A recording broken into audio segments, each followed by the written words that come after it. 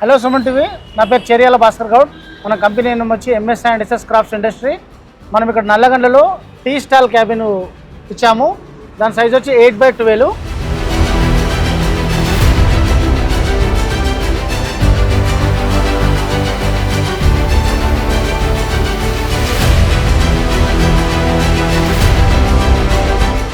ఇదంతా గ్రానైట్తోని అంటే serving table type. లోపల కుక్ చేసుకోవడానికి కూడా టేబుల్ సపరేట్ ఉంది. గ్లాస్ ఉన్నాయి మొత్తము. ఏసీపీ సీట్ మనం లోపల దానికి వాడాము వాల్స్ లో.